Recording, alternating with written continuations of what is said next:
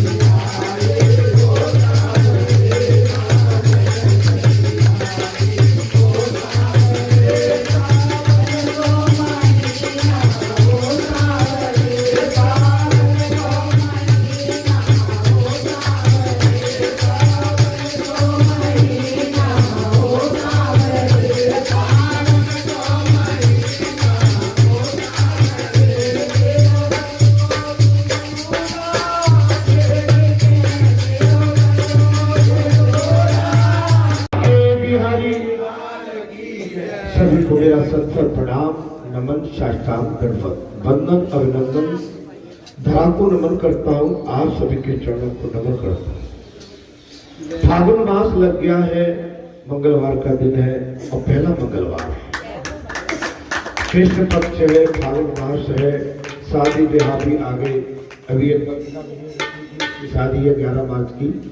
ढेर सारी मंगल कामना बेटा सब आप बच्चों को परिवार से। हमारी एक बेटी शायद गंगा जी भर के लाई है, मैं जानता हूँ त्रिवेणी से, प्रयाग से। देखिए गंगा जल भी आ गया। पर कितनी बड़ी बाबा की असीम कृपा है कि आपको घर बैठे आपके आंगन में सारी व्यवस्था है।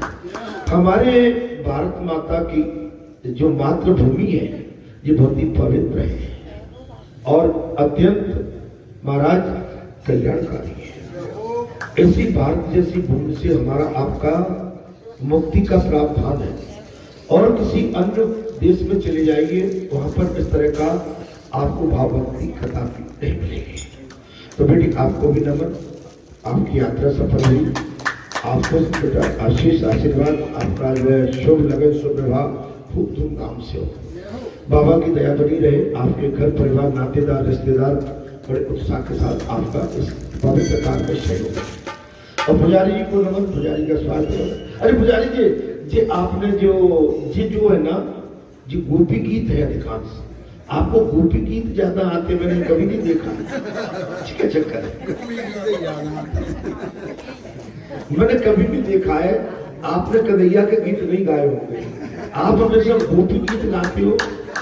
जिस चक्कर क्या है हमारी पूजनी पंडितानी जी महाराज ने शायद गोपी। चलिए लेकिन ठीक है, गोपी भाव बनना बहुत अच्छा है और गोपी की इस समय कथा भी चल रही है। बस भक्ति के मार्ग में या संसारी मार्ग में हमारा जो भी कर्म है, इस मानव के अंदर अभिमान आवे, बस उससे बचे रहे। मानवता जब ही सफल होती है जब हम अभिमान से बचे रहते हैं। अभिमान ने अगर हमको कहीं घेर लिया तो हमारा मानवता, हमारा शिष्टाचार, हमारी भक्ति, हमारी तपस्या, संसाधन और संसार की जो भी व्यवस्था सब छिन्न भिन्न हो जाती है। इसके बाद हमारे पास कुछ बचता नहीं है। माने यहां गोपियों को अभिमान हो गया था। मैंने बात इसलिए कह दी है, जब कन्हैया गोपियों के साथ रहने लगे तो गोपियों को अभिमान हो गया। बोले जी भगवान बनता था, देखो आज हमारे साथ जो रास करता है, नाचता है, गाता है, हमारे बगैर रह नहीं पाता है और हमारे पीछे पीछे घूमता है। ये भगवान निराकार है, निष्कपट है, निश्चल है, निष्पाप है। भगवान कभी किसी के बस में न तो आ सकते हैं और न आएंगे न बंधन में बन सकते हैं। भगवान के लिए तो महाराज निर्मम भक्ति चाहिए और निर्मल माने निष्पाप भक्ति चाहिए, समर्पित भाव, हैंड अप, सरेंडर। माने जब इस तरह की भक्ति भगवान को मिलेगी, जब अपना शरीर का आभास, शरीर को भी और हम कौन है क्या है, जब इस शरीर को छोड़ देंगे तो भगवान को प्राप्त होगा। तो मैं आप सबसे बिना भाव कहिए कि हम अगर सत्संग सुनने आते हैं तो सत्संग में सबसे पहले हमारा परम कर्तव्य है कि संसार की जो विकार बीमारी है, तो हम जब मंदिर पर जाते हैं, देव स्थान पर जाते हैं, पवित्र स्थान पर जाते हैं, किसी संत के पास, किसी महात्मा के पास, किसी महापुरुष के सदपुरुष के पास, ब्राह्मण के पास, गौ के पास, पवित्र मार्ग में जाते हैं, पवित्र जल में जाते हैं, सरोवर में जाते हैं, हमारा मन पहले प्रवृत्त और हमारा मन पहले निर्विकार होना चाहिए। तो हमको स्नान में भी आनंद आएगा और मार्ग में भी आनंद आएगा और जहां भी मिलेंगे सबसे मिलने में आनंद आएगा। कब आएगा? जब हम परमानंद को अपने हृदय में बिठा लेंगे तब आएगा। वैसे तो संसार में आपको मार खानी पड़ेगी। अगर संसार का कलेश लेके चले तो हमारे घर में लाखों रुपये पड़े, सारे संसाधन है, सारी व्यवस्थाएं, लेकिन वो भी मिथ्या, किसी मतलब की नहीं है। हम श्रृंगार सोने से, चांदी से लदे पड़े, बढ़िया आभूषणों से, अच्छे वस्त्रों से, अगर हमारे आचरण में अच्छी चीज नहीं है तो वो श्रृंगार भी बेकार है। और श्रृंगार करना है तो भक्ति का काम। भक्ति का श्रृंगार जो कर लेता है वो निर्भय हो जाता है, निर्विकार हो जाता है और उसका जीने का आनंद कई गुना बढ़ जाता है। आप समझिए, इसलिए मेरा सबसे पहले ये है कि हमारे अंदर जो भी अभिमान का अंकुर, ऐसा कोई नहीं है जिसके अंदर अभिमान का अंकुर न हो। गोपियां भगवान के साथ थी तो भी अभिमान था, गोपियों का अभिमान नहीं जा रहा। गोपियां कह रही है परमात्मा हमारे अंदर जो निठुर होके और जो दर्द दे रहा है वो अभिमान, वो ऐसे नहीं जाएगा तो गोपियों कैसे जाएगा? बोले आप अपने दो रोजे हाथ हमारे सर पर रख दो तो आपके हाथ रखते ही जब हमारे अंदर जो अभिमान का विकार बैठा है नासुर, वो खत्म हो जाएगा। भगवान के दर्शन तो दुर्योधन को भी हुए कि नहीं? कंस को भी हुए, रावण को भी हुए, लेकिन अहंकार नहीं गया था। असली दर्शन तो सबरी ने किए राम जी के।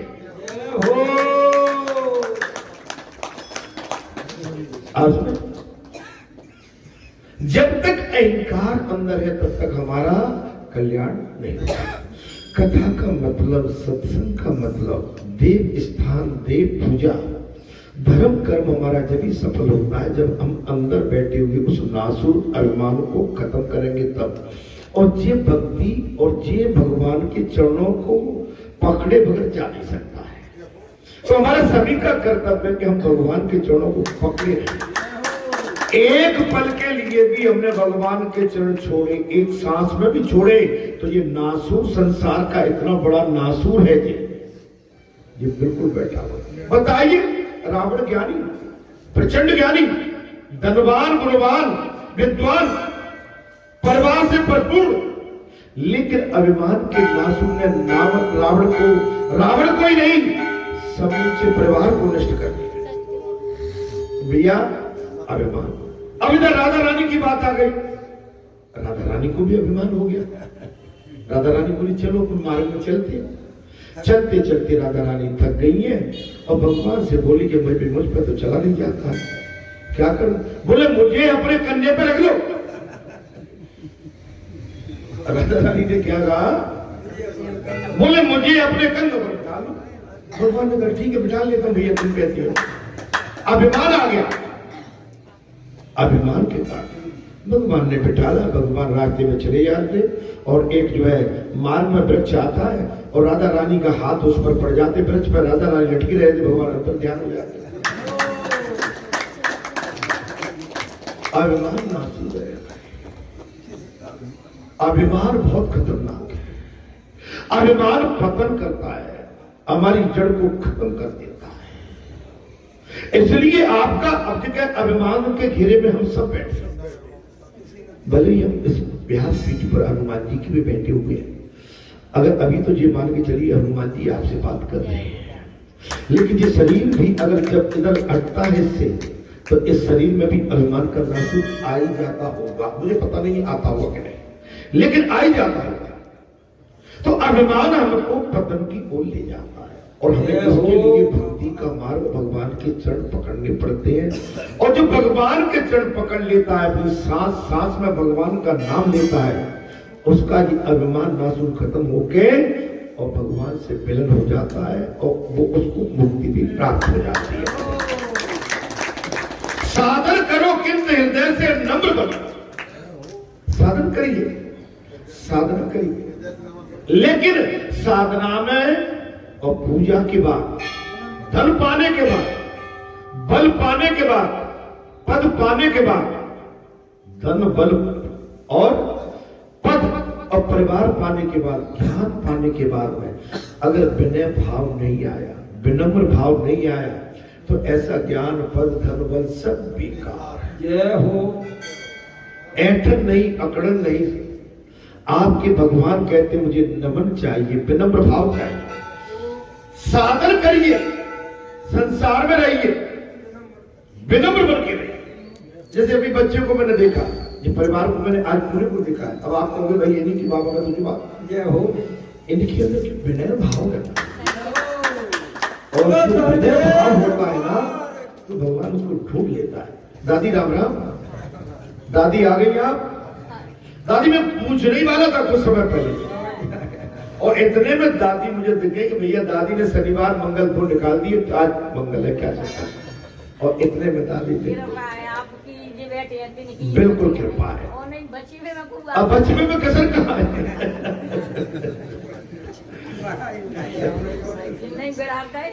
नहीं चलिए, आप आते जाते रहिए दादी, हम तो आज पूछने वाले थे जब तक आप दिख गई हमें, ठीक है? तो भाई यहाँ तो एक भी जीव मेरे पास नहीं आता है जो मुझसे जुड़े हुए हैं। मैं सबकी खोज खबर रखता हूँ, भैया अगर वो गए तो गए कहाँ? और दादी इस समय तो ये भी डर लगता, दादी हमारी वृद्धावस्था में भाई, हाँ, लेकिन वैसा कोई बात होगी तो हम पे असमाचार आ जाएगा। दादी बुरा मत मानना, जाना तो हमको भी है। अब तो इनने यहाँ बताया नहीं है किसी ने, दादी इनने आपके साथ नाइंसाफी करी है। हमें नहीं बताया, हमें ये नहीं बताया कि जी आप इतनी बीमार पड़ गई क्या और ये देखने भी पहुंच गई, तो बताया नहीं इनने। अब बताइए, अरे तुम गए तो बताए नहीं। अब ऐसा थोड़ी होता। चलिए बालाजी के सिखाए रहे थे तो परिवार को परिवार नहीं पहुंचेगा, ये बात उसी परिवार की चल रही है। अभिमान ये नासूर है। आजकल घर घर में, परिवार में, भाई भाई में, दौरानी जेठानी में, जेठानी दौरानी में, नंद में भाभी में, सास में ससुर में, आजकल फूफा में, मौसा में, मौसा में, मौसी में, ये अंटा पड़ा हुआ है। अब जब शादी होगी बेटी की, अब फूफा आएंगे तो माड़ो फूफा फूफी गाड़ना पड़ेगा। अब माड़ो गाड़ेंगे तो आप देख लीजिए, पहले तो भैया मेघा जो कहा है, पहले वहां माड़े की चिंता नहीं है, लगन की चिंता नहीं है, पवित्रता की चिंता नहीं है, मेरे लिए भैया कहा है जी बता दो पहले, नखरे बतावेंगे। अच्छा उसमें भी समझ लो। अब ये दादी हमारी ये बेटी क्या देंगे? सोना है जो है 2 लाख का 1 तोला, चांदी है जो 2.5-3 लाख की 1 किलो, तो भैया अब तो कुछ बचा ही नहीं है। दादी राम राम कर लेना सबसे, और ज्यादा अकड़ करे तो बाबा को नाम ले देना, जैसे क्या बोल रहे हैं, सब अच्छा होगा। मैं तो आपके लिए नहीं कह रहा हूं, ऐसा हो रहा है। अगर दमाद की ऐठन अगर नहीं है तो दमाद उठ जाता है दादी में उसकी। हाँ, आज के समय में नातेदारी, रिश्तेदारी प्रेम के लिए नहीं होती, ऐठ आटी के लिए होती, स्वार्थ बस हो गई है। मैं अगर आता हूं बताऊं, साधन करो कि हृदय में विनम्र बनो। अगर हृदय विनम्र होना, विनयी भाव होना, महाराज गोपिका ने कह दिया, बोले मैं तो निर्भावनी हूं, ऐसा मानना और कहना अभिमान है। ये भी अभिमान है कि मेरा अभिमान नहीं है, मैं निरअभिमानी हूं, मुझे आता ही नहीं। अभी हमने क्या कहा था, इस समय बाबा कहना कह रहे, लेकिन ये शरीर आपके लिए तो नहीं कह रहा हूं, मैं खुद कह रहा हूं, ये शरीर जब व्यासपीठ से नीचे उतरेगा तो इसमें भी नासूर कहीं न कहीं होगा या आ जाएगा, कोई बचा नहीं है, कोई नहीं बचा है महाराज। ऐसा मानना और कहना अभिमान है। जब हृदय नम्र बनता है तब हरि की कृपा बनती है। आप बिना भगवान की कृपा कब होती है? अपने परिवार को, अपनी बेटी को, बहू को, नाती को, पोते को, घर को, अपने आंगन को दुनिया देखती है, लेकिन बात जब है कि जब कोई कष्ट हो, कोई अच्छा काम हो, तो अगले के आंगन में भी देखने की कोशिश करोगे, उसका भी काम ठीक हो जाए। तेरा अवसर ब्रज भक्तों के लिए सो तेरा परम सुंदर महाराज सांवला मुख कमल हमें